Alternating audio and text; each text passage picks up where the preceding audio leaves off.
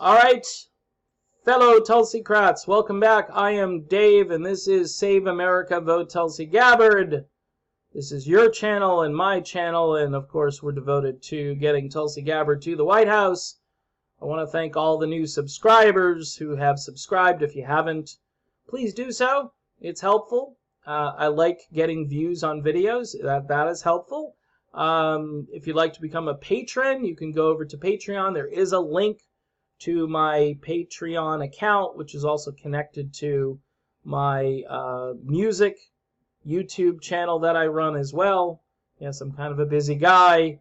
People want to know why I don't respond to all of the comments and so forth. I literally do not have the time, and I appreciate the comments. I know there have been some negative comments, but you know, in a world like this, we're lucky if we get a majority of positive comments, and so far it appears that is the case. Tulsi Gabbard is really the best candidate to beat Donald Trump. She is the best. I have done videos about how I think she would beat Donald Trump in a landslide. I think she could get 50 states. I really do. I know that sounds crazy, but when you think of what she represents, this is something different we haven't seen before. We haven't seen this level of sincerity and authenticity really in my lifetime. I know people talk about JFK and they talk about other presidents prior to that. I have not. I mean, you look at the presidents since, I mean, maybe Jimmy Carter was authentic. I'm just trying to, but again, compared to what? Tulsi Gabbard really speaks to the common man, the common woman who are left out of the political process. Many of us who supported Trump early on looked at Trump to be kind of like the billionaire who understood populism and, you know, the working class. Not so much. I mean, he's definitely, thanks to his daughter and his son-in-law, I think he's always going to be tethered to the Wall Street class, which is really sad because, again, there was potential there, but, you know, lobbing missiles into Syria and stoking war with various countries was not what many of us voted for when we voted for Donald Trump. In any event here, Douglas McKinnon says, could Tulsi Gabbard represent the biggest threat to Trump in 2020? Well, my answer to Douglas is, of course. She is the best candidate running right now. This is an opinion piece, and of course, a lot of people are always curious as to why Fox has good stuff on Tulsi Gabbard, and for that matter, they've done some good things with Bernie Sanders. That town hall that Bernie did over there was Bernie's, I think, his best moment thus far in this campaign. I'd love to see Tulsi Gabbard do a similar town hall event. Not sure if she's constrained by the DNC at this point because we are now in the debate season, but who knows? I don't know enough about that, and I would have to learn. The article talks about Trump being written off, and Tulsi also being written off by mainstream media pundits and always put in the lower tier. Now, I know it was shocking for a lot of people that the snap poll that Drudge did had Tulsi winning the debate. Now, this angers like the TYT crowd, certain people who are tribal and who have already stated that, hey, if Biden's the nominee, you'd be mental. That was the phrase I heard. You'd be mental not to vote for Biden over Donald Trump. Okay? After the debate performance that Joe Biden had the other night, which again, no fan of Kamala Harris, you could tell that that whole thing was a pre-planned attack. Biden is not, look, Biden is up there as kind of like this guy who isn't willing to really go head-to-head with anybody. He smiles a lot during the yelling and the criticism, and then, you know, he cuts himself off so he doesn't have to talk anymore. he's not in this to be aggressive. He's in this to be kind of like, hey, I'm the placeholder here. I'm this year's Hillary Clinton. Okay, this election cycle's Hillary Clinton, although Kamala Harris could easily slip into that role. Elizabeth Warren is close to slipping into that role. Keep in mind, none of those people probably supported Bernie Sanders in 2016. So Tulsi Gabbard is always kind of left out of the equation when people are talking with female or about female candidates. I guess they did take a picture the other day, and Tulsi was in it, and Marianne Williamson was absent from the photo. A lot of people told me later on, and I didn't see debate number 2, but they told me that Marianne Williamson was fantastic in debate number 2. I'm going to have to watch some of that footage. I'm not really overly impressed by Marianne Williamson. I think she would be great in a cabinet position, Department of Education, something where there's learning and there's, a connection with children. I think she would be real good heading an agency like that, but I don't see her as a commander-in-chief right now. I mean, who knows? I could watch and be convinced, but right now, obviously, I am supporting Tulsi Gabbard. During the first debate, a lot of war-weary, disenfranchised voters saw and heard someone who was speaking to their fears as well as their hopes. These are Democrat primary voters, okay? Democrats in the old days used to always be anti-war. I don't know when it became cool in the Democratic Party to be the pro-war party. They're so into tribal politics, identity politics, bean counting, intersectionality now. I mean, Kamala Harris checks a lot of boxes, but so does Tulsi Gabbard, by the way.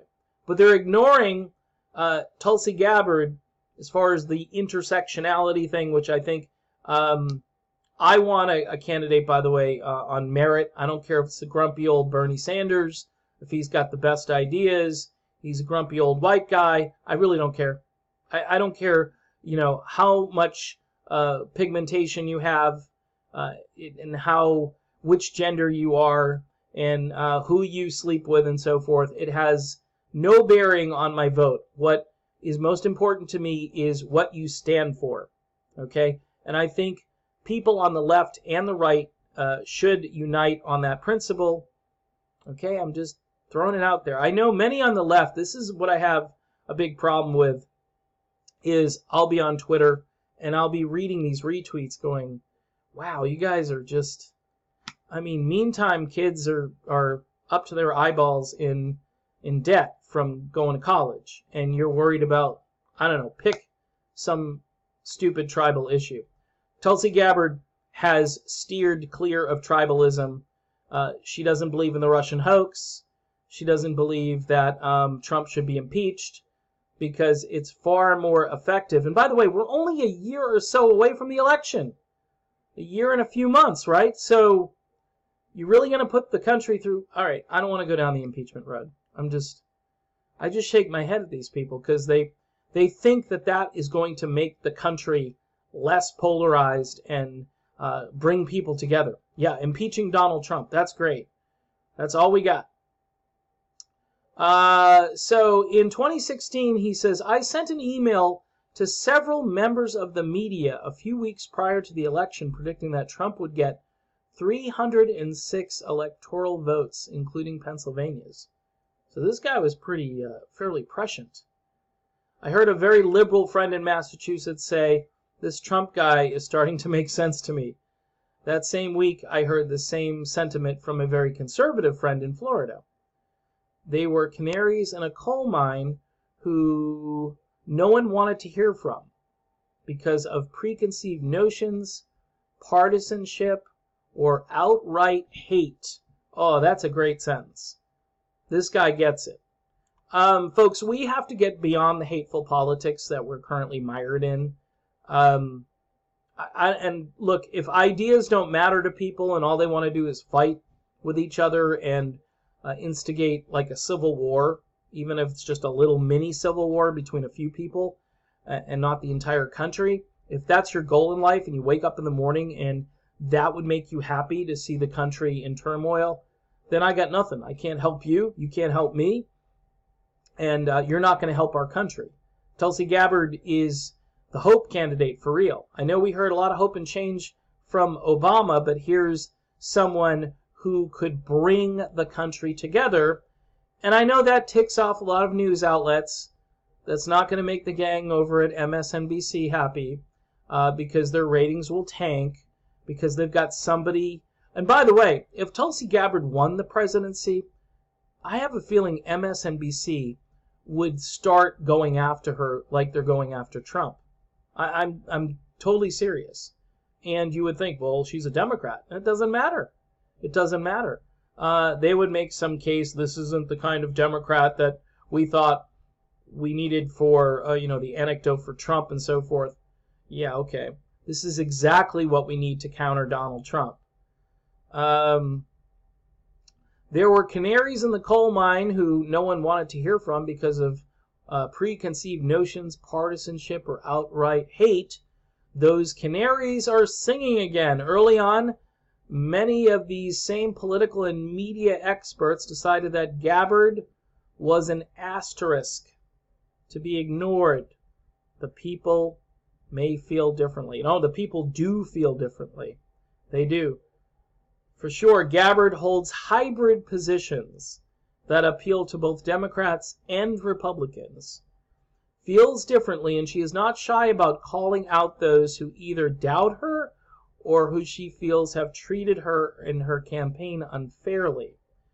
Gabbard doesn't do the fake news all the time. She does call it out when it does occur.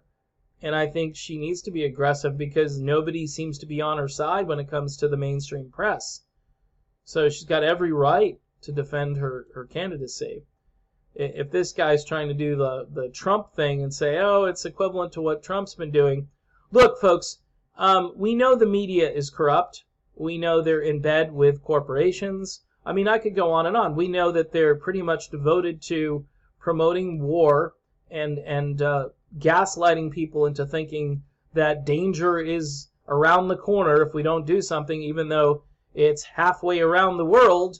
We're going to still get involved in something that we have no business getting involved in, and the media is going to make us think it's a good idea.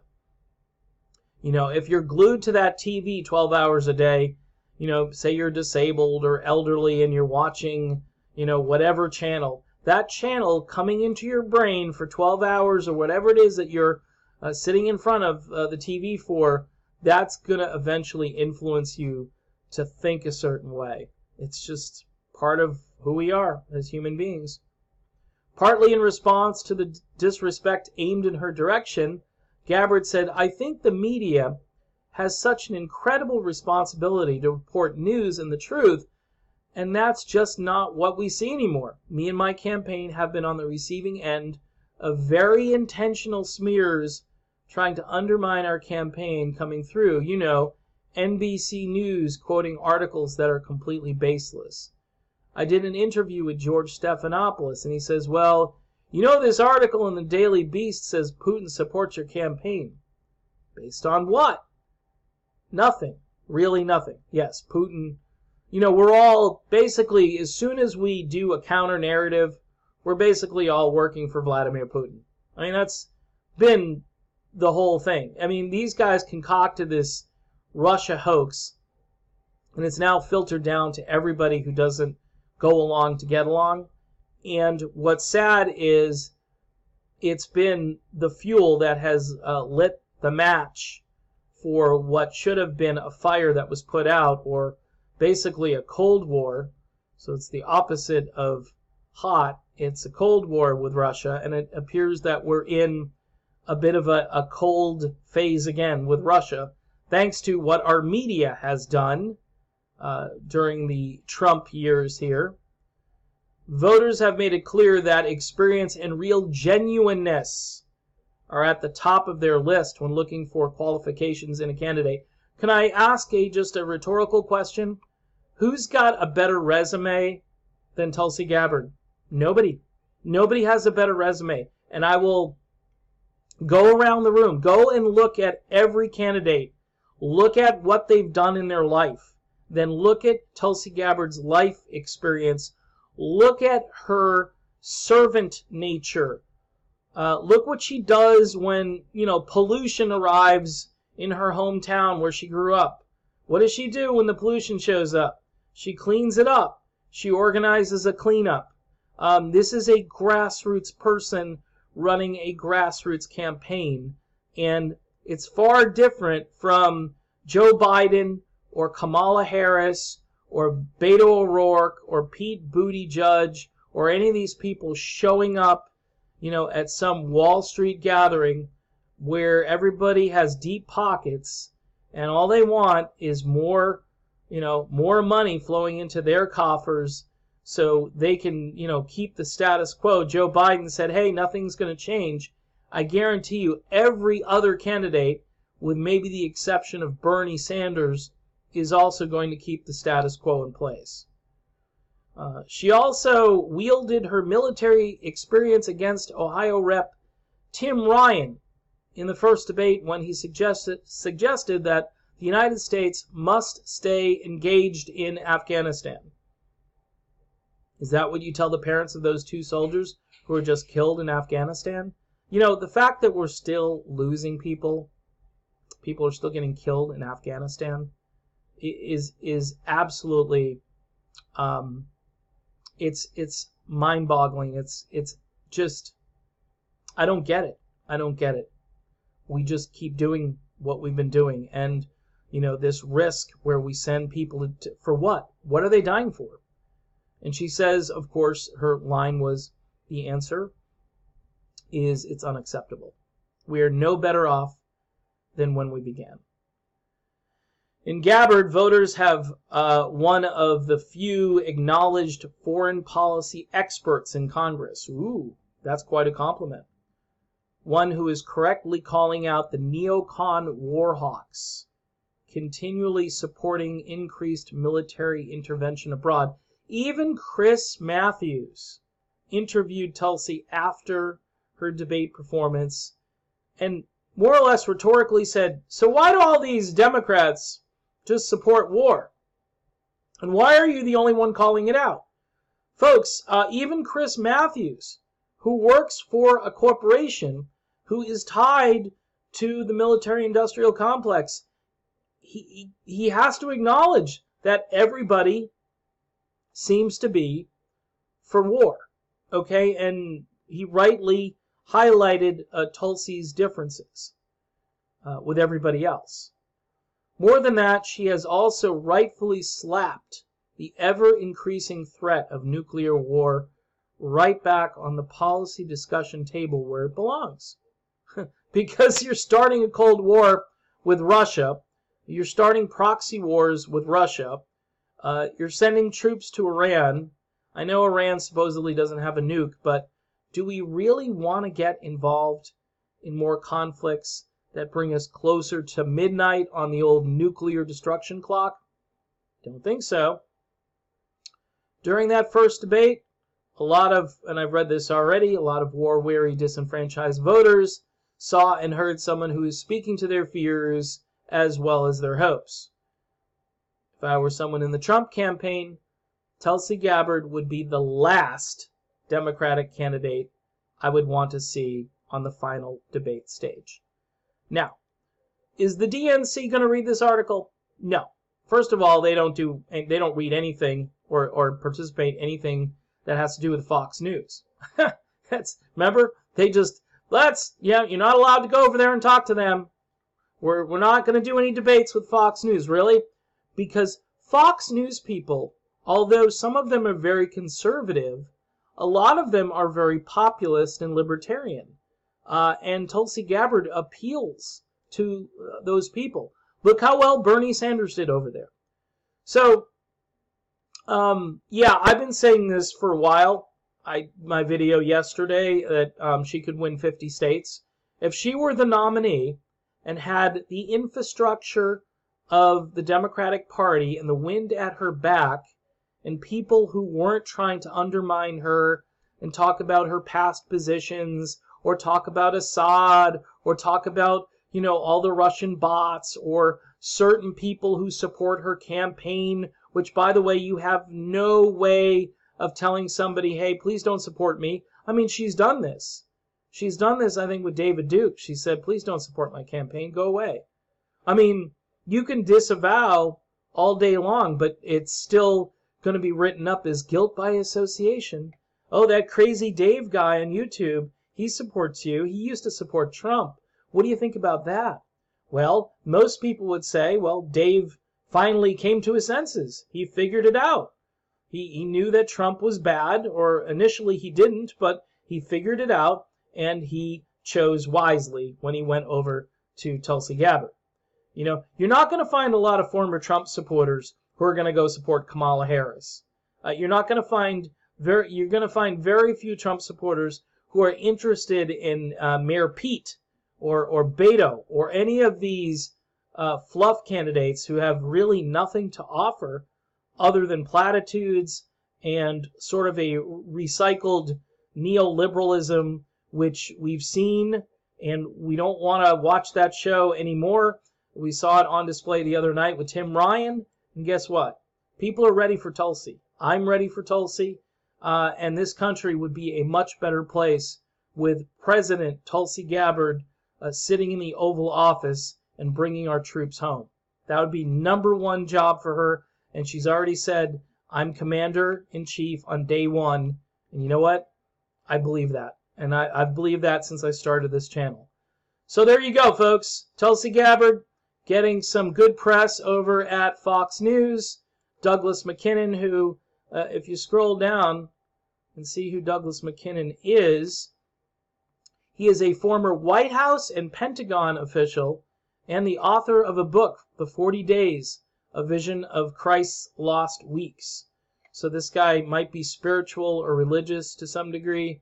I don't know. It's on Simon & Schuster, which is a, kind of like a main sort of outlet. So it's probably not, what's the word, too conservative of a book. It's probably just a decent account of what happened or a theory or something.